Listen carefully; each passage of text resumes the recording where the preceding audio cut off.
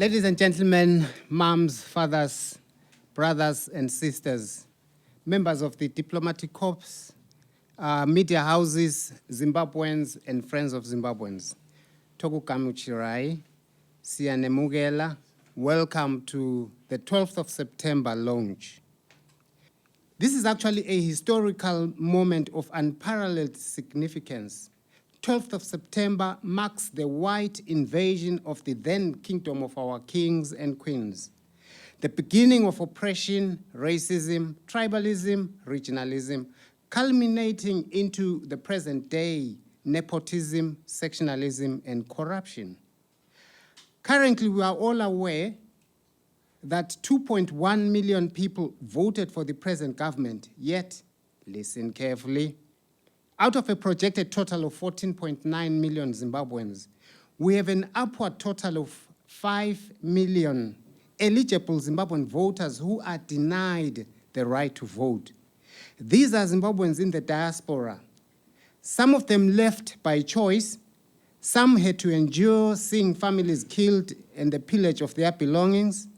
They are now called immigrants, economic migrants. They are called border jumpers. Some of them are registered and some are called unregistered foreigners. These are painful existences for people who once enjoyed the dawn of a free Zimbabwe, only to last a few years. These are disenfranchised Zimbabweans who actually form the backbone of the Zimbabwean economy, now estimated at 30 to 40%. They invest through paying taxes, sending remittances, fundraising for basic infrastructures, and on-the-ground community work that should have been carried out by state entities. The demise and scapegoating and the fall of the Minister of Health is one of the examples where people have had to raise monies for PPE to combat the devastating effects of COVID-19. In short, what I'm saying here is that there has been a blatant usurpation of their right to participate in the day-to-day democratic processes within the country, meaning that the diaspora is helping keep the country running in every department, yet they have no say in how the country is run. Our rights. What rights? People in the diaspora can't participate in local council elections, not in any by-election, neither can they in the more important general election. This is an anathema to any democratic process and well-being of a country. The usurpation of the masses has given us in MyRight2Vote movement the insight into the failings of government, given us the energy, it has given us the zeal, it's given us the ambition, the willful knowledge that it's high time the national status quo has to have a meaningful redress and usher in a new dispensation. In MyRight2Vote movement, we advocate and campaign for all Zimbabweans by birth, naturalization, or ancestry to be guaranteed official documentation and above all, the right to vote in one human, one vote. What are the requirements? Simply, it should be a passport. It should be a birth certificate, certificate of naturalization, a birth certificate and a parent's proof of citizenship, birth certificate with ancestry, lineage, and as proof of citizenship. What are we doing? We are putting in robust systems that will eliminate corruption. We don't want not dead people who are voting, like in some of the elections that have gone by. MyRight2Vote will ensure that does not happen. We don't want to be taking DNA from corpses. It is not funny, it is not right, but MyRight2Vote purports vehemently to uphold the law and be the people's advocates. MyRight2Vote seeks to roadmap harmony. It seeks to roadmap the freedoms that have been usurped. It seeks to roadmap the democracy we yearn for. It seeks to roadmap the tranquility and happiness that has not existed for some decades. How are we going to do that? As we stand in front of you today, we are non-partisan, but we are driven by the desire, as I have elucidated before, by the broadening and deepening of democratic accountability in our country, and work with friends and foes of Zimbabwe. But by not participating in the decision-making process, we are willfully abdicating our responsibility towards our progeny or our children. We are the propagators and facilitators of human rights. That is my right to vote. We want to work with all Zimbabweans, friends of Zimbabweans, where race, ethnicity, physical infirmity, your beliefs, or your gender or sexual orientation does not matter. Your vote matters, no matter what. You don't choose a government who later on beats you up. The government has good and bad people, but supporters in the diaspora, one wonders why. If you are a supporter of the government, all we are saying in My Right to Vote is, please stand up and be counted. Tell your friends to let you vote wherever you are. People in Zimbabwe, Kurizeva, Emakaya, growth points, towns and cities. Tell your friends, mums and dads, your brothers and sisters in the diaspora, that you have heard wonderful news about the new building blocks, the new dispensation, the new alternative to a prosperous Zimbabwe. The only such unique alternative. Parties they've lost the impetus. They have been profoundly hammered to submission. We say to the government, give us universal enfranchisement, otherwise, once again, the world will say that your elections are not free, fair, or even legitimate. Diasporians are now all over the world. SADC countries like South Africa, they hold so many. Botswana, Namibia, Zambia, Malawi, Mozambique. Overseas, we've got countries like the USA, Canada, UK, Germany, Switzerland, Austria. And this includes, of course, Australia and New Zealand. And surprise, surprise, China has thousands of Zimbabweans now. All we are saying is that home is home. Zimbabwe is home, and that's where we belong. Join the movement for My Right to Vote. Let your voice be heard from Limpopo to Zambezi, from the highlands in Manicaland to the plains of Plumtree. In South Africa, we've made so much inroads already. We've made people see the light at the end of a dark, dark tunnel. To add piri-piri and spice it up, please welcome Arnold Bebe to talk about what the South African side has in store. Thank you.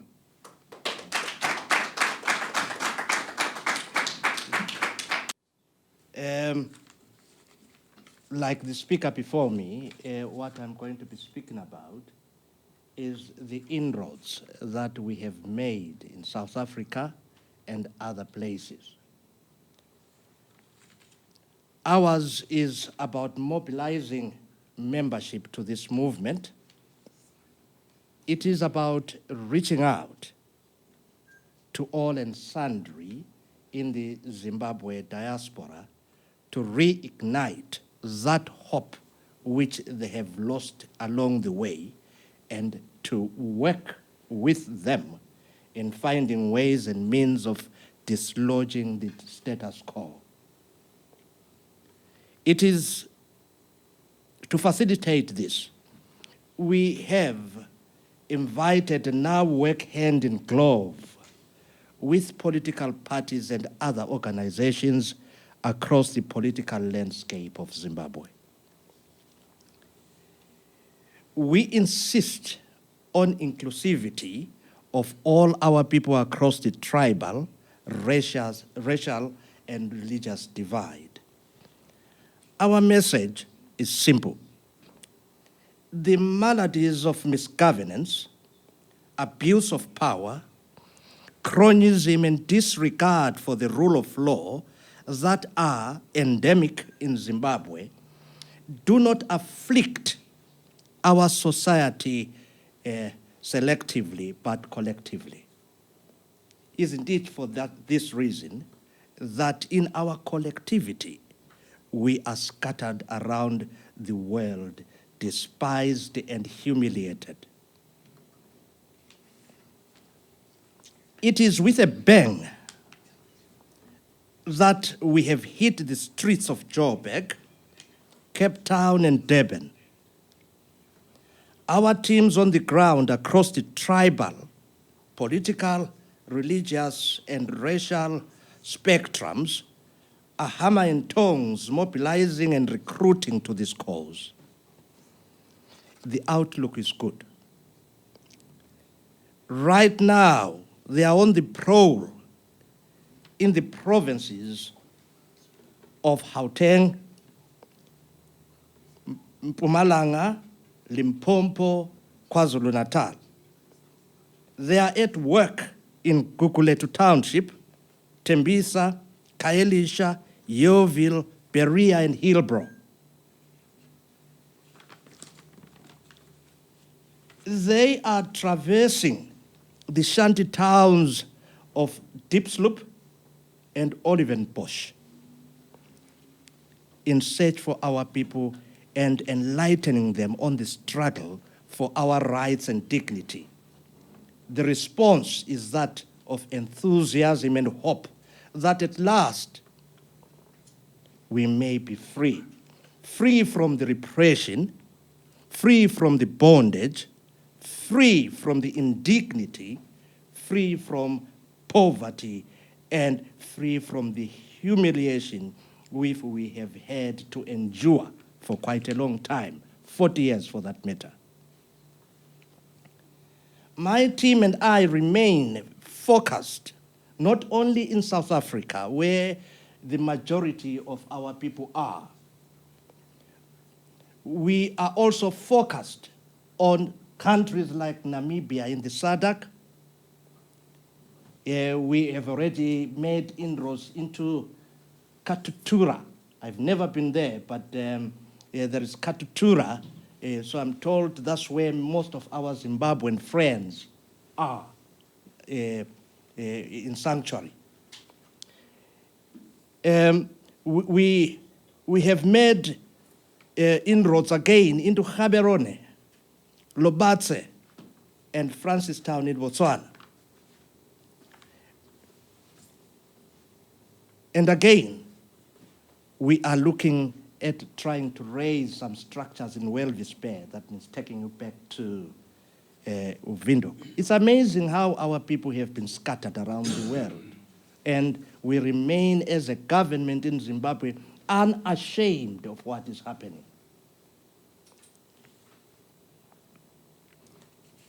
Further to this, we are establishing foothold in the world cities of London, Washington, D.C., Auckland, Sydney, and others. This is not a fluke.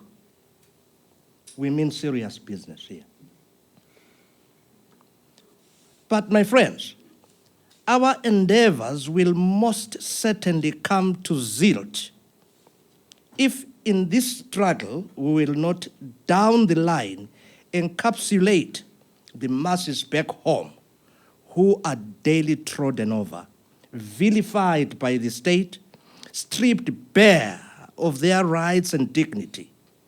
Yes, they do bear the brunt of it all. For this reason, we are ready at short notice as a team to work with all stakeholders back home, mobilize in the streets of Harare, Bulawayo, Mutare, Gweru, Kadoma, Masvingo, name them all, to demand what rightfully is ours so as to regain our lost dignity. Our people need food on their tables. They need jobs. They need a functioning health system. They need security. They need education, and above all, they need peace. Feeding them with political dogma and slogans does not work. To conclude, I would like to give kudos to the team that I work with who have so selflessly availed themselves to the tasks that are before us. And these are Mr. Kevin Sifiso Malunga, who happens to be the secretary in the committee that I lead. He is a venerated lawyer in South Africa. We have Ms. Sinanzeni Sitole, the treasurer. We have got other committee members, Miss Nomathemba Hlabangana, Mr. Tinashe Murengi, Epson Thribabi, Trevor Sbanda Mpondo, and Mr. Vusimoyo. Without them, the task before us would be very difficult. I thank you. I hope we're all listening attentively, and I hope by the end of today, we are all going to feel like we're going to bring change to our home, Zimbabwe. This is not our home, we all know that. Zimbabwe is where the heart is. Amen, everybody. I myself, as a young person, growing up from the beautiful motherland of Zimbabwe, I used to see all the things that we used to go through. But now that I'm a young adult myself, and I know that I can bring the change, it's such a privilege to be part of this beautiful launch that we're having today. And I hope by the end of today, with all that I'm going to hear from all our speakers, I'll be able to take it to all my friends out there, to all I'm a young person. Do I have any other young people here? I am the change. And for me to have my right to vote, I need to bring the change to my people of Zimbabwe. My name is Nkosi Pansi, and I'd like to greet all of you. And thank you very much for giving me your attention on this point. I'm just going to present a poem to you, which was written specifically, as has been mentioned, for this event. Our vote, our fight. Our vote, our right. Our vote, our life.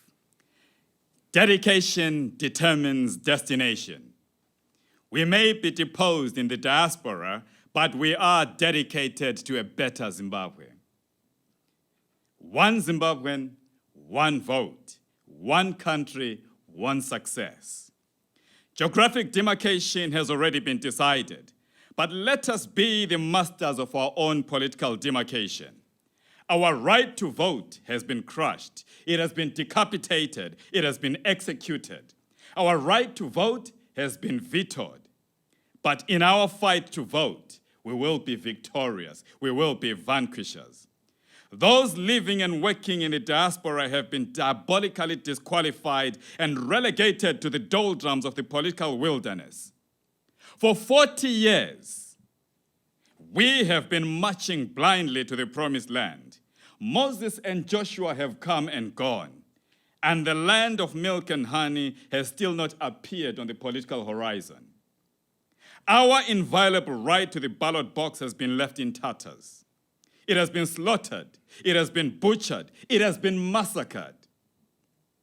And our path to the ballot box is littered with barbaric bullets, tyrannical tear gas, and political potholes. All there is a wild, insane cacophony in machine gun staccato fashion, which echoes from the depths of political injustice. But we will not be silent. We will not be suppressed. We will not be oppressed. And we will not be repressed. We will not be indifferent. We will not be unconcerned. We will not partake in political suicide and somnambulism. Ladies and gentlemen, we demand our vote. Give me my vote. Give me my life. Give me my right, or be prepared for a fight. Thank you very much. Right now, I'm going to call Dr. Mguni, one of our speakers, to come and talk to us. Please clap hands for him as he comes along.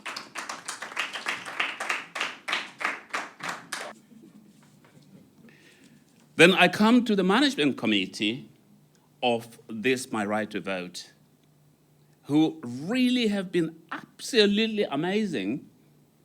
Now, I'm not going to introduce them because they've already been introduced. The advisory committee, that advisory group, then I will address all the diplomatic corps, all the friends that we have, all protocols observed. Now, like most of the times when I speak, at the end of my speech, people want to lynch me because the things that I say, people don't like. It's like people know what I call prophets. Prophets were not people that told you how good things are. They told it as it is. The many, many times you hear people saying things are not moving. Nothing is happening. The expectation that somebody else has got that's who should be doing something. I am talking to the people that perhaps expect somebody else to do something and saying, it's not somebody else, it's you. The change is going to come not from somebody else, but from you. You have a role. I will take his number. I like somebody who said, now, if you want your right, don't send Ralph Mguni to go and actually get your right for me. You got to take your right, you got to take your fight. I'll give you the analogy, and then come to the main thing. I like this poem. You probably heard it before, but I'll repeat it because it's really profound in its content. You can Google it. It's called Everybody, Somebody, Anybody, Nobody. A team had 4 members called Everybody, Somebody, Anybody, and Nobody. There was an important job to be done. Everyone was sure that somebody would do it. Anybody could have done it, but nobody did it. Somebody got angry about that because it was everybody's job. Everybody thought anybody could do it. Nobody realized that's everybody's job. Everybody wouldn't do it. It ended up that everybody blamed somebody when nobody did what anybody could have done. He always say, I talk in riddles. I hope you could follow what I was saying here. It's not my poem. I was only sort of reciting what somebody else actually said. I'll also sort of cap this with saying, if any of you did, like you learned when you went to school all those years ago, before a lot of you were born, we had a book, I think, called Julius Caesar, where Cassius says to Brutus, I'd as lief not be than live to be in awe of somebody else. What we're saying, we are almost in whatever we are stewing in, not because of somebody else, but because of ourselves. We are expecting somebody to do something for me when it is my duty to do that. And the spark, whoever brought the spark about my right to vote, they didn't say your right to vote is my right to vote. I'd rather not live than live under what circumstance a lot of our people are doing. We came over here. If I told you when we came over, you would say, is not possible. Is this guy Methuselah or somebody? I came here a long time ago, and I've been in exile ever since. Here, can I actually sort of take you into something that is frightening? 12th of September. If you were to look and say, 12th of September, there's something strange about 12th of September. I'll give you some sort of things that are nonsensical. For those that are interested in football, I think it is the day that one team beat another 36-0. It happened, 36-0. 12th of September, Hitler joined the Nazi Party. Might not important, but 12th of September, something else happened, and Mr. Mbovu actually alluded to it. The pioneer column raised the flag on Fort Salisbury. Now, there are things that you say, is this guy actually superstitious or whatever? Why does he actually sort of allude to things that are providence? We had actually sort of put a date for this launch quite a few days. And then we ended up, I don't think anybody actually did it. It just happened that this transformational event actually came on the 12th of this year. The pioneer column, 12th of September 1890. Now, I'll be serious for a bit. When we are talking about the diaspora, what are we talking about? We're talking about people that left what was the land of their birth. Now, if you look at the common thing about people that actually left their lands of their birth, you'll find that there is one common thing that seems to follow. A lot of them live under duress of one kind or other. The origins of America, where it is the Irish famine that actually sort of sent a lot of the people out there. We come to our own circumstance, a lot of us came in different batches. There were people that were sent out by the original settlers, people sent to South Africa, people sent everywhere. And then there came a time that oppression in the 50s and 60s drove a lot of people out. There came then a time also when people were leaving because they were being denied an education. And of course, the oppression. Then came the 80s, where the oppression turned to genocide. Then came another and another. I'll not enumerate. You know why you left Zimbabwe yourselves. You didn't leave because it was comfortable to. There was an issue that actually sort of made you say, I've had it. There was a time that the best thing that anybody could give you was a ticket out of Zimbabwe. I don't know whether it still applies now. That first stage of leaving the circumstances that you know is usually unproductive. You're living in disarray. When the whites, when the war heated up, they were leaving and they were calling it either the chicken run or the owl run. The chickens, of course, were the people that were afraid. The owl run were people that were wise. You can actually sort of look at that in that stage. People are actually looking for somewhere. There is nothing that they're putting together. They are just fleeing from something. They have, and also the most successful of the oppressors don't only sort of chuck you out, make you leave your country, but they actually give you the fear to go with you. What C.S. Lewis calls numinous fear.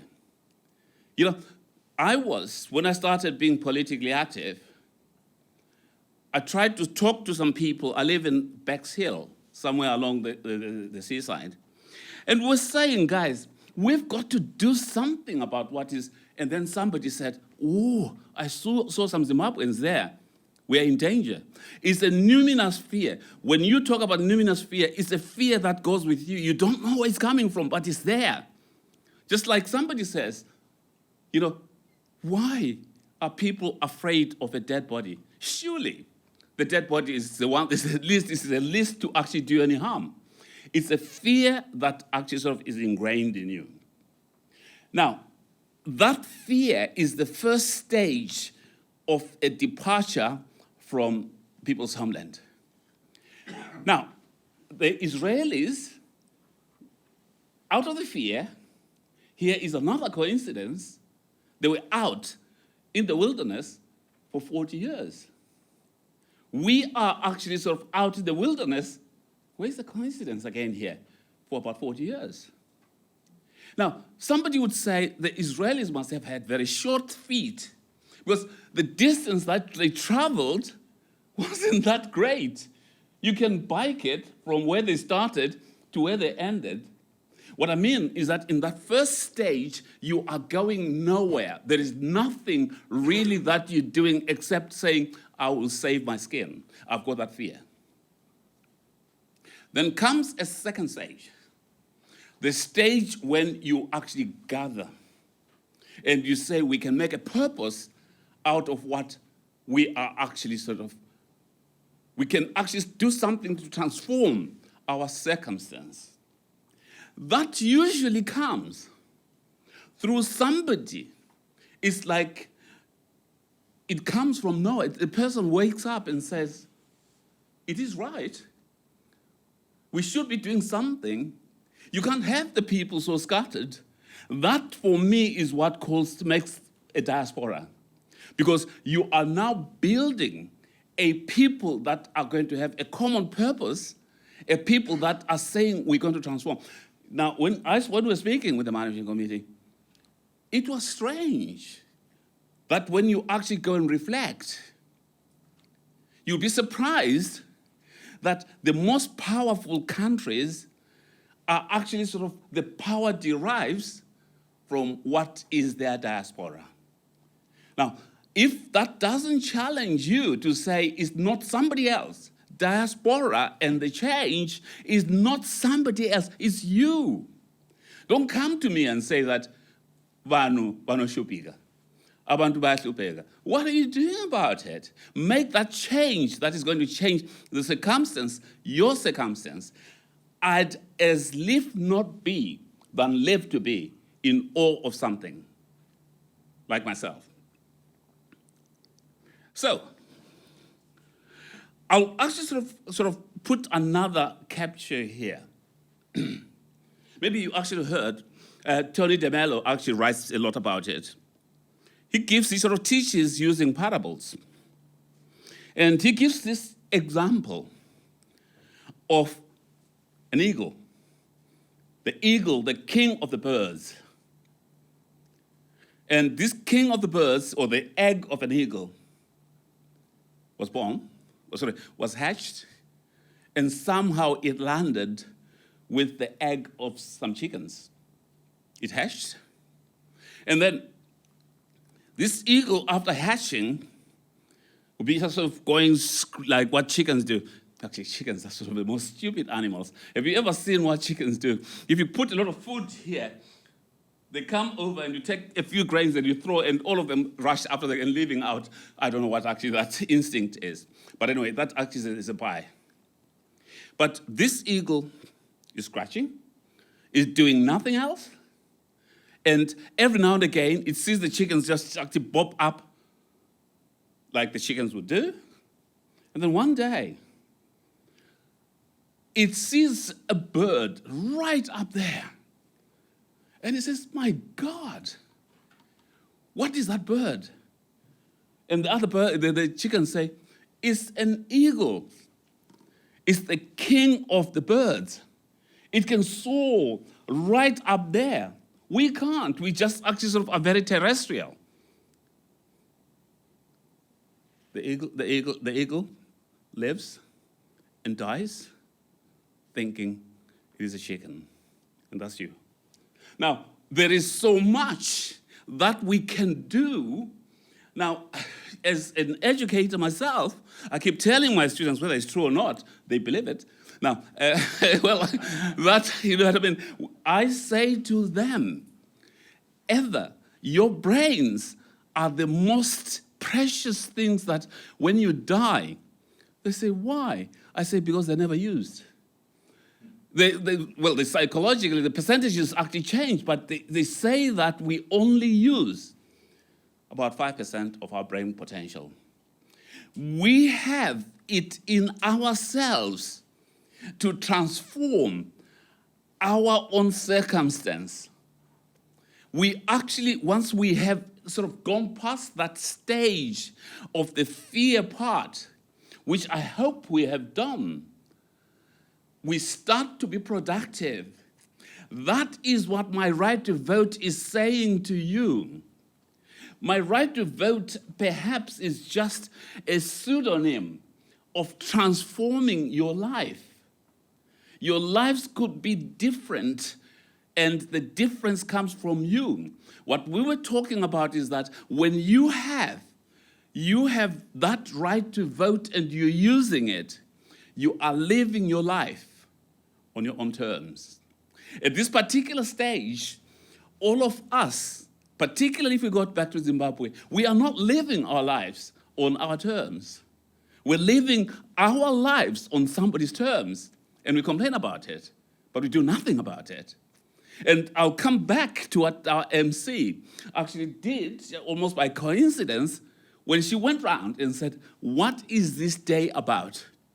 But of course, all of us memorize things, and we say things that we do not know we mean.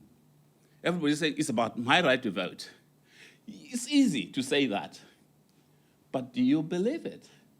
Do you believe that it is your right? This life that we are living, the diasporians, is not a practice for another one.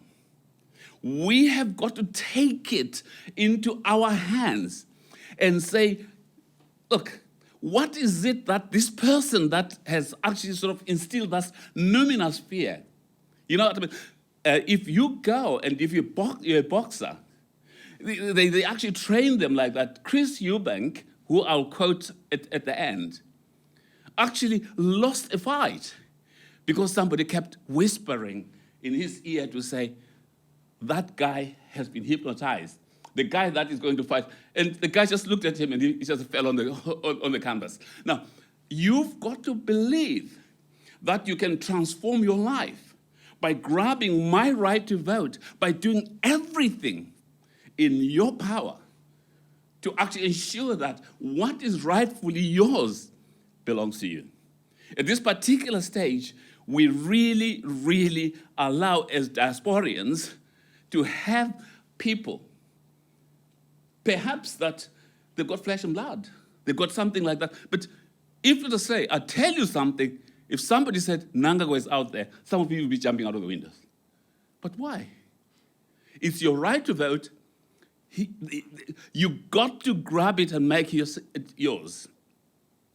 Now, after, it used to be, I'm all over the place here, but I didn't know Chris Eubank that much. I was a Benite myself. Maybe I'm going out of what? There was Nigel Benn and Chris Eubank were sworn enemies. It was as if they just wanted to kill each other in the ring. And then I saw this guy being interviewed.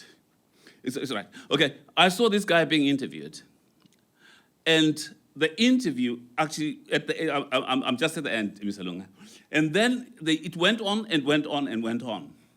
And they said to him at the end, what would you want to be remembered by?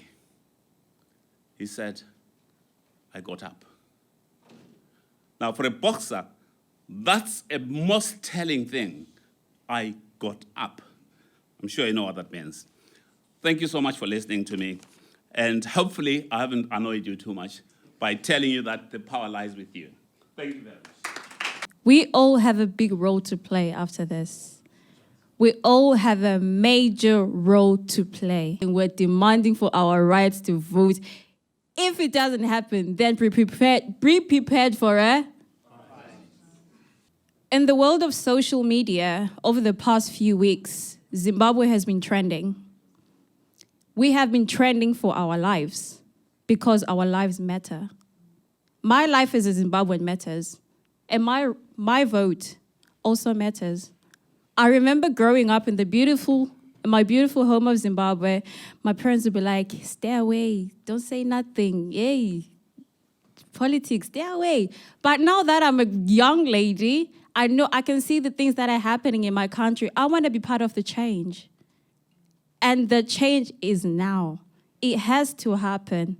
It has to happen. And like I say, we all have a major role to play. We have a very big role to play as we come out of that door. We all have to have a different mindset. When we get home, when we get to our families, we all have something to preach to them and something to tell them that for you to go back, I want to go back to my country and be happy about it. I don't want to go back to Zimbabwe and be depressed and be thinking, oh, this and that, there is that. But if I have my right to vote, I can make a change. So right now, I'm going to invite Mr. Pansy Moyo to introduce our main speaker, Chief Ndiweni. Please clap hands for him as he comes along.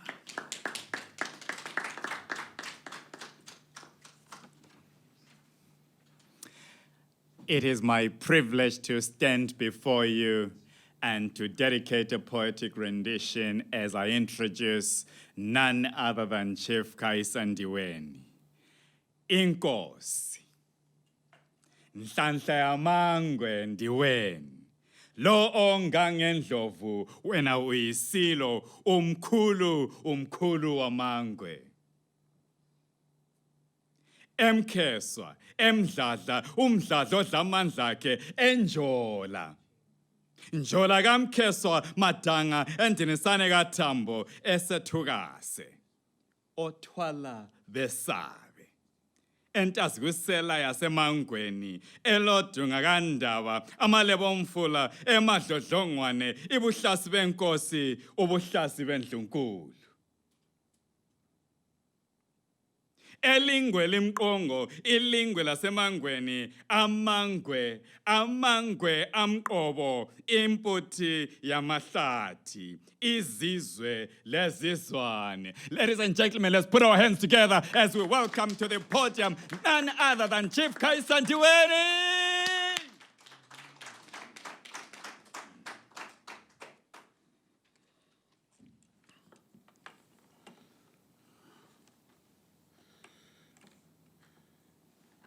Thank you very much indeed. Thank you very much, Baba.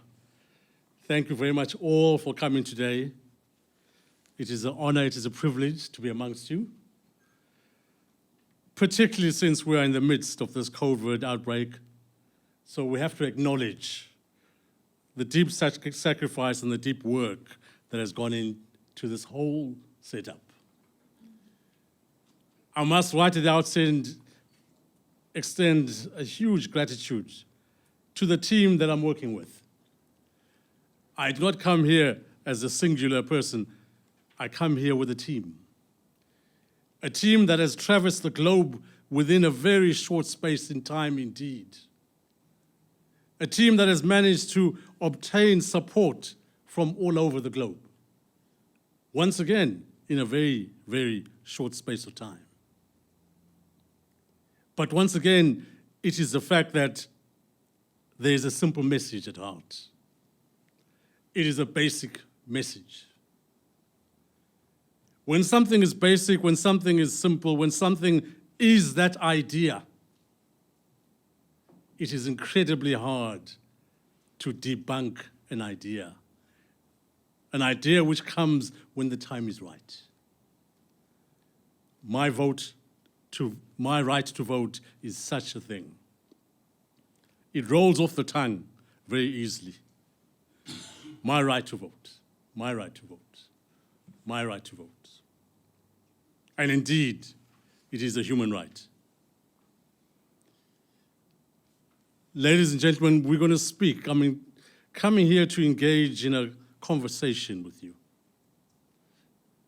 to get personal with you, to come into your living room, to come into your home, to come into your space, to have a deep and thorough conversation with you, because we are touching something that makes a nation, something that develops a nation, something that is indeed the very foundation of every functioning democracy across the globe. If any nation in the world does not have this entity, the right to vote, then by definition it is not a democracy. Forget it. It is only those nations that have at the core, at the very center of themselves, the notion, the idea, the aspiration that every human being has the right to vote. So it doesn't matter how much PR one engages, it does not matter how much marketing one engages. You cannot pull the wool over the eyes of the people when you deprive them of their basic human right, my right to vote. In the context of Zimbabwe, my right to vote is the roadmap for Zimbabwe. I know very well that there are many other people postulating about all sorts of things. Maybe we can do this, maybe we can do that, maybe we can turn left, maybe we can turn right. Today, at the launch of My Right to Vote, we are being forthright, straight to the point. My Right to Vote is the roadmap for Zimbabwe. Because without it, without My Right to Vote, there is no roadmap for Zimbabwe. Because as my colleagues have spoken already, how is it, how logical is it that in the modern age, 2020, a country can disenfranchise over 5 million people of its own citizens? And then they have the arrogance to call themselves a democracy. That is nonsensical. And so I begin my talk to say, yes, my right to vote is the roadmap for Zimbabwe. I'm a man of faith. I'm a deep man of faith. My good book tells me life is not by sight, but it is by faith. People of diaspora, Zimbabweans, let us have that hope and faith right in here. Even if we don't quite understand where my right to vote is going or what it's doing, have the courage, have the faith, as Wabumkuni has said, to step through that door. I know in the diaspora, people form groups, there are associations, there are political parties, there are all sorts of things. I'm saying to you all, on this occasion, let us come together around my right to vote, which is not a political party. It is a human rights campaign. And it welcomes everyone, irrespective of political persuasion. Let's hold hands and walk this long walk of ours and make it a short walk. Ladies and gentlemen, river deep, mountain high. That is the nature of this conversation I'm having with you today. The Rasta man, Peter Tosh, said, everyone is crying for peace. None is crying out for justice. I don't want no peace. I don't want no peace. I don't want no peace. We want justice. We want the human right to come in. And as we touch on this issue, I made reference to the times we're living in. Never before in the modern age has humanity come to such an event horizon as the COVID. It has swept from the east to the west, from the north to the south. It has touched all nations, all people, all countries. It has been a pandemic that began as a contagion. And humanity found itself totally, completely naked. But it taught us one thing. The world is a very small space. There is no country in the world that can be an island. If you think you can make your country an island, then you are living in fool's paradise. And I make that reference particularly to Zimbabwe, where the political discourse has been so insular, so small-minded, so pathetic, where people have thought there could be an island. That does not exist. There is no nation that can be an island. COVID-19 has taught us that in a graphic manner, in a powerful manner. Zimbabwe cannot be an island geographically. Zimbabwe cannot be an island economically. Zimbabwe cannot be an island politically. At some point in time, Zimbabwe must rise up and join the brotherhood, the sisterhood of nations. It has no choice. But in order to join that association, it must subscribe to the basic dictates of democracy. My right to vote. You cannot walk into a club if a club says, our rules here say jacket and tie, and you come in dressed within tracksuit. Currently, the current administration is dressed in a tracksuit. So it will be ejected at the door. It will not be allowed to enter the brotherhood and sisterhood of nations so long as it denies the diaspora the vote. My right to vote. According to the United Nations stats, Zimbabwe has a population of 14.9 million people, according to 2018. In 1980, those who were on the voters' roll were 2,700,000. In 2008, those who were on the voters' roll were 5,900,000. In 2013, those who were on the voters' roll were 3,900,000. In 2018, those on the voters' roll were 4.8 million. All these figures are estimates. They are estimates from the United Nations purely because the current administration in Zimbabwe cannot keep records, does not have an ability to keep records, lacks transparency, cannot furnish the biggest organization on this planet with basic figures. Hence, there are estimates.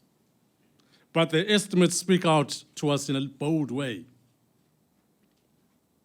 If a country has 14,900,000 and only 4,800,000 voted, where are the other 10,100,000? And so it's a reasonable estimate, it's a reasonable guesstimate to say the diaspora has 5 million plus voters who were denied the vote. Friends, colleagues, brothers, do you realize that in the diaspora, you could elect a government as you are? Do you realize that in the diaspora, even if everyone in Zimbabwe was beaten and bruised and forced and frog-marched to go and put an X where they didn't want to, you, sitting in the diaspora, could elect a government on your own, which would walk into State House in Harare and govern that country in the manner that we all wish. The speakers before me were eloquent to try and galvanize the diaspora. I too am following suit in that vein to galvanize you, to say you are sitting on a potential that is profound, a potential that is huge. My plea to you all is just to simply say, let us put aside those differences that have been over these years. Let's come together under this banner, My Right to Vote. When we achieve My Right to Vote, you are well within your right to return to your political persuasions, to engage in the political roles, to do the things that you want to do. Because then the field will have been leveled. Right now, the field is off balance, it is off key. Right now, there is not a singular, and I can say this with confidence, there is not a singular political party that will attain their aims and objectives because they will not be allowed to win that vote. That is a guarantee.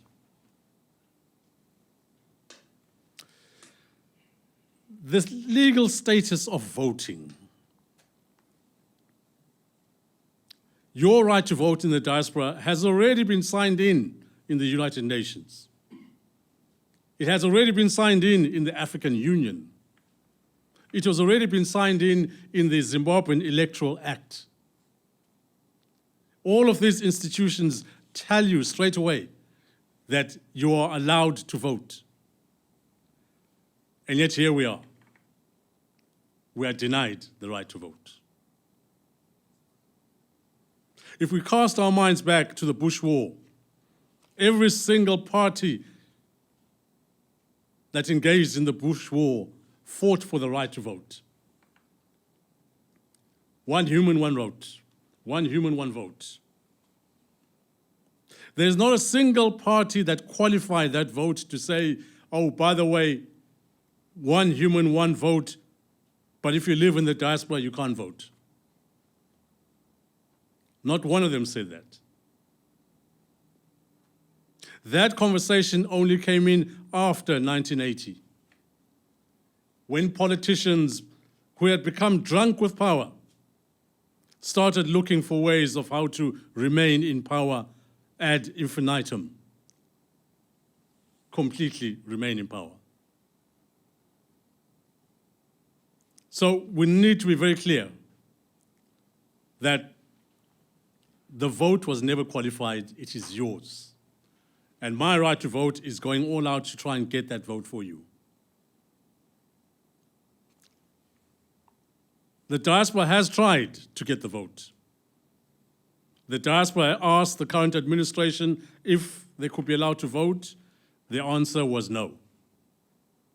The diaspora went to court, the High Court in Zimbabwe. The answer was also no. The diaspora asked those election observers who come and observe our elections in Zimbabwe if that could be included in their report to say this is a reform that must be implemented. The current administration is backpedaling so fast that will never happen. So in essence, really, we're looking at a situation whereby so long as the current administration is in office, the diaspora will be denied that vote. And so for us as My Right to Vote, that is why at the outset I said it is the roadmap for Zimbabwe. We are going out there to garner that support. We're going out there to achieve that support so that we can do things our way. The previous speakers touched on the date today, which is the 12th of September. And yes, 130 years ago, the 12th of September, 1890, Cecil John Rhodes' column arrived at Fort Salisbury, which was Salisbury at the time and now is Harare. In the morning of the following day, on the 13th at 9 a.m., the Union Jack was raised over Fort Salisbury. And that was annexed as part of the colonial empire.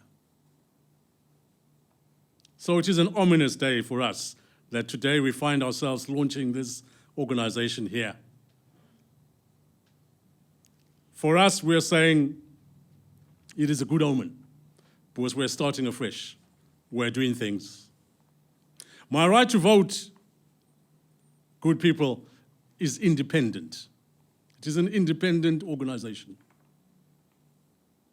It is an independent human rights organization. My right to vote is not part of the Zimbabwean Election Commission, is not part of ZEC.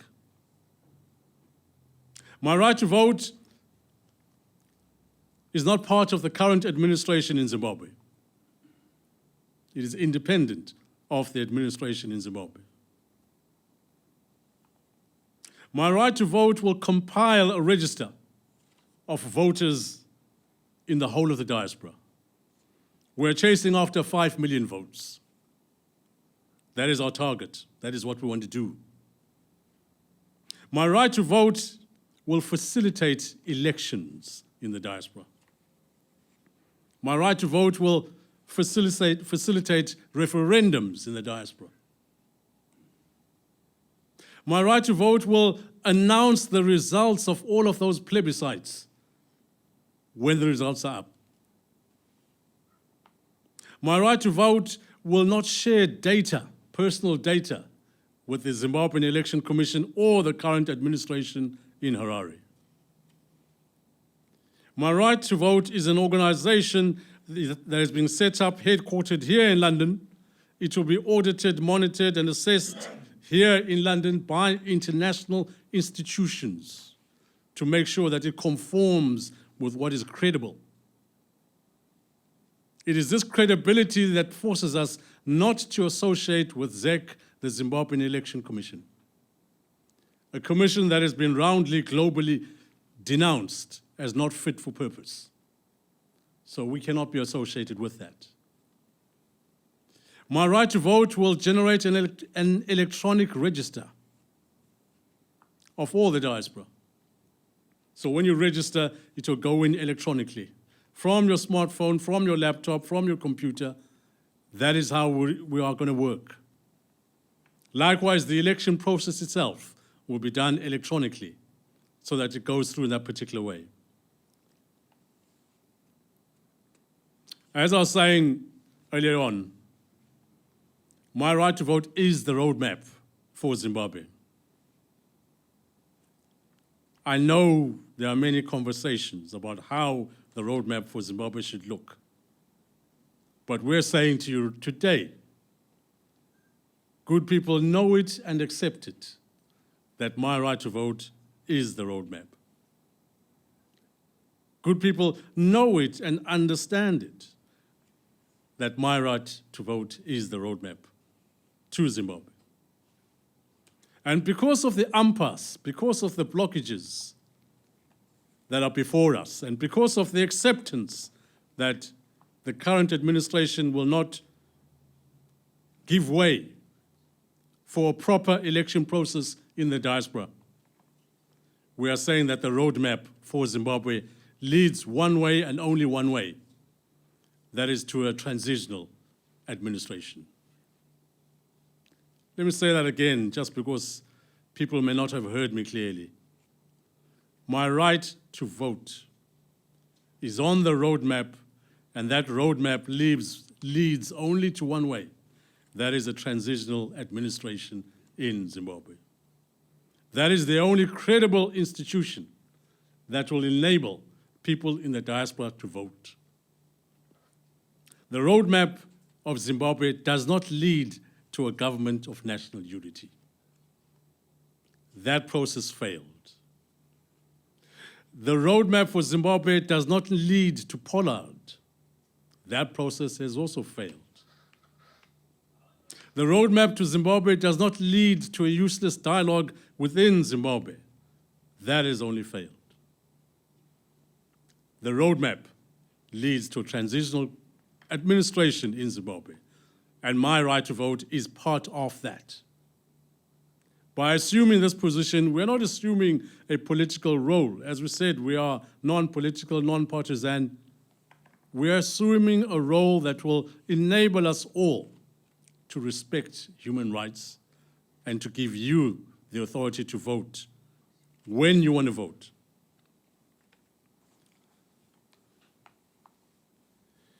My right to vote comes at an opportune moment.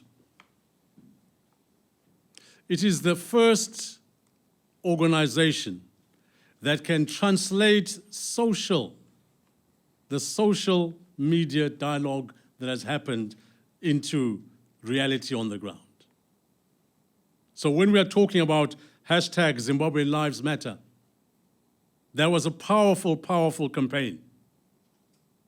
What was lacking was the engine, the facilitator, to make those changes on the ground. My right to vote is poised at the right time to make that happen.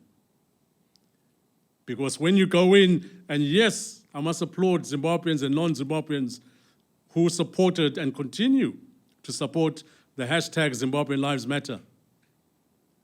I'll throw something towards you and say, also translate that into a My Rights to Vote registration. Because then you'll be translating social campaign into practicalities on the ground, whereby you can effect what you wish for. It will achieve the diaspora vote. It will achieve those issues that we want to bring in.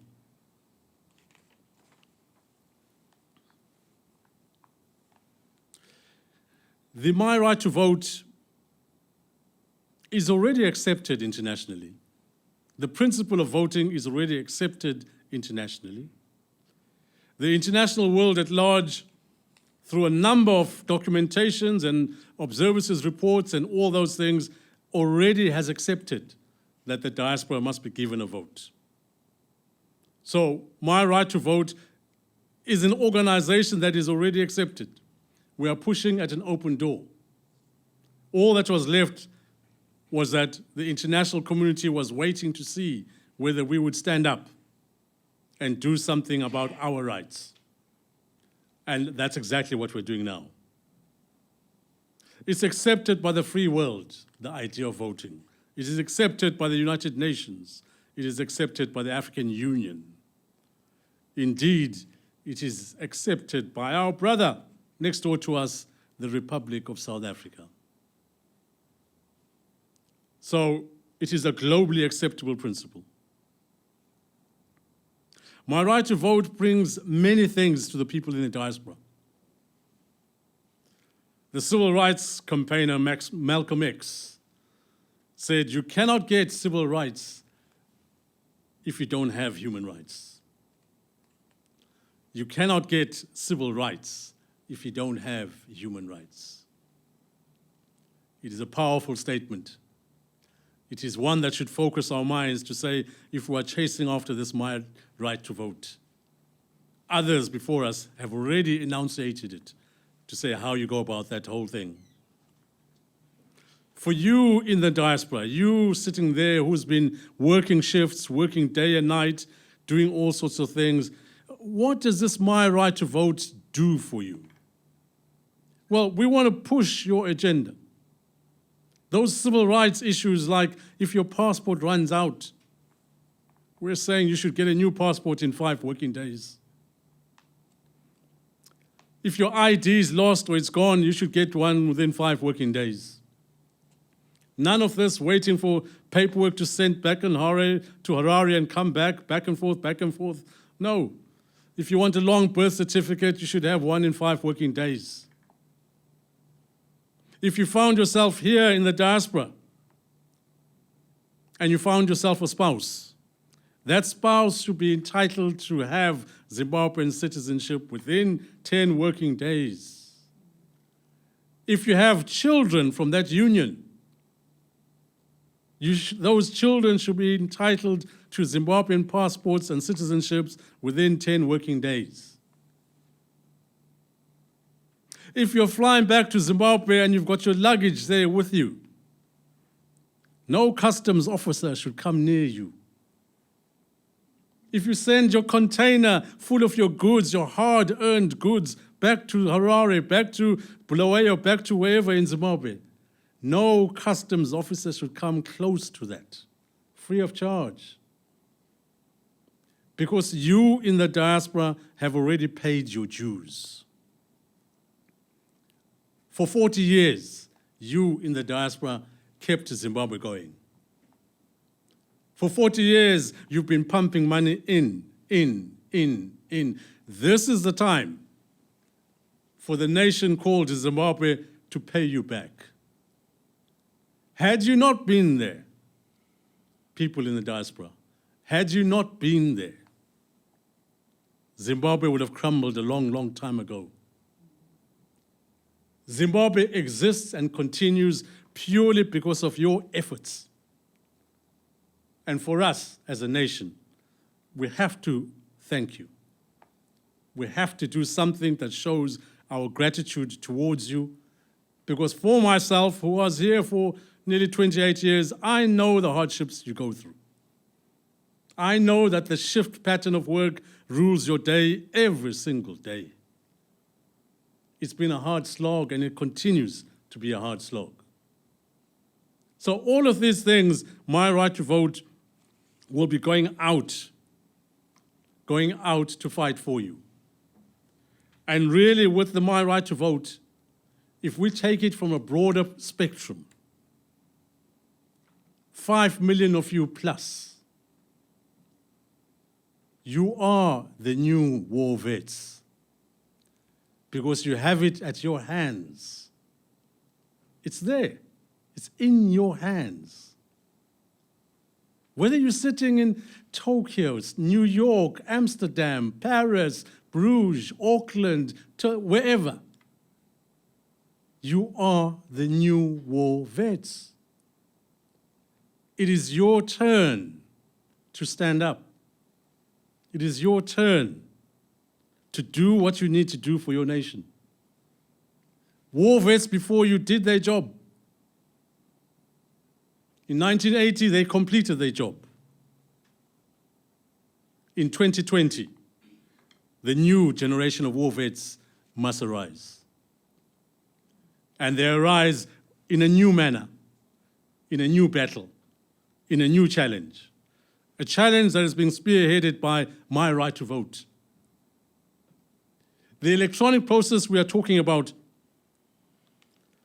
will take you only possibly 2 minutes of your time to register. You are sitting on a bus, you are sitting on a tube, you are sitting in a car, you are driving about, you are sitting in a restaurant, you are having your tea break at work. It will take you 2 minutes to register with My Right to Vote. And in doing that simple act, you become a war vet, the modern age one, who can do things. Looking forward, I would say to my colleagues in the diplomatic arena, friends of ours in the international arena, continue to work with and to support My Right to Vote. I'll say it again to them, continue to craft the roadmap for Zimbabwe with My Right to Vote and the diaspora. Indeed, I would say to them, once again, continue to strategize so that we may have a summit that will chart the roadmap for Zimbabwe, leading to a transitional authority. I would say to those same colleagues and friends in the diplomatic world and the international arena, continue to work with My Right to Vote so that we attain good governance, transparency, accountability, that everything that we do as My Right to Vote is audited so that we have the necessary credence amongst all nations. I would say once again to those diplomatic corps and our friends in the diaspora to say, continue working with us so that we may galvanize the Zimbabwean diaspora, so that the Zimbabwean diaspora may assist us in all that we do, and that the organization will grow very quickly indeed. I would say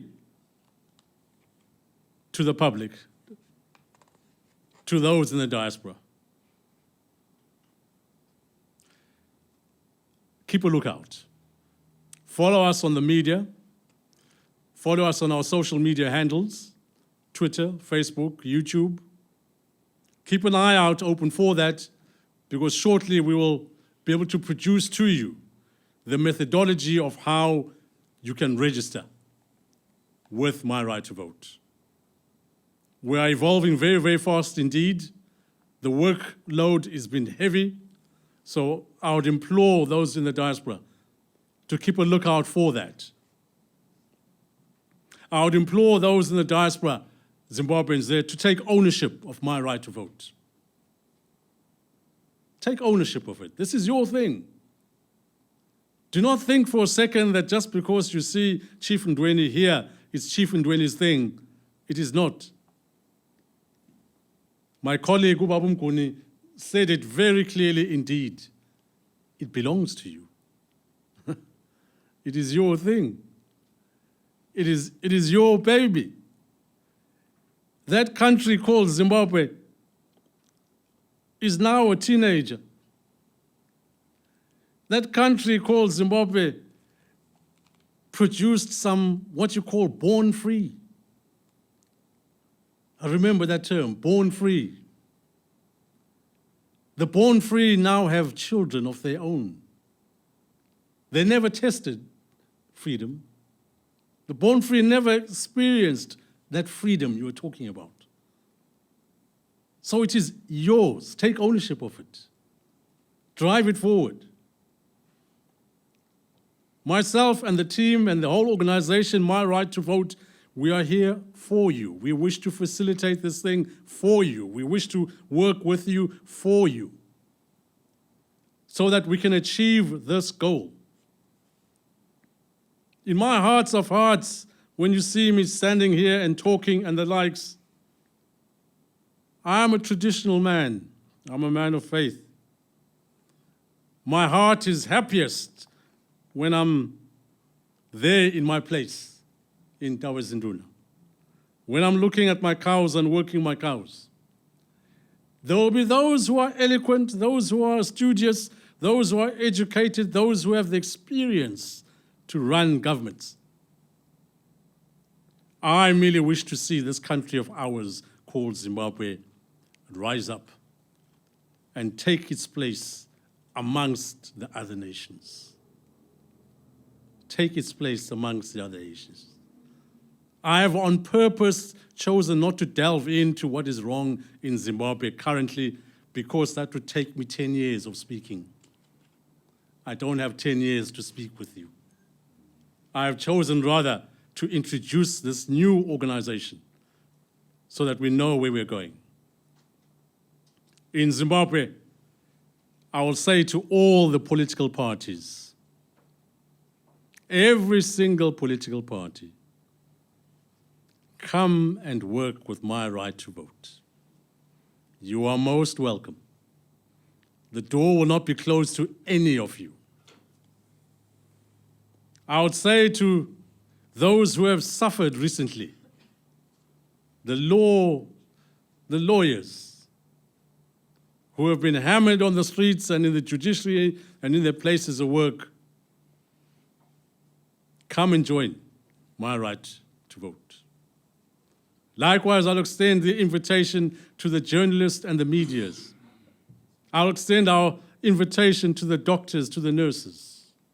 I'll extend our invitation to the teachers, to the civil servants. I'll extend our invitation to the students and the traditional leaders. I'll extend our invitation to the informal sectors, the farmers and the youths. Encourage your friends and your brothers and your sisters in the diaspora to register with My Right to Vote. Because in each and every one of your particular situations, it will help you. It will assist you. To date, you have all done the best you can in Zimbabwe. The political space has shrunk right down to zero. It would be foolishness and madness for us in the diaspora to still wish that you would rise up. Rise up into what? You are hungry, you are tired. You've been pushed into jail. You've been beaten up, you've been raped. All manner of things have happened to you. We are saying now is the time that the next time you speak to your friends, to your relatives abroad, encourage them to register with My Right to Vote. And let us see what the new war vets can do for you. They will give you back your country. Thank you very much indeed.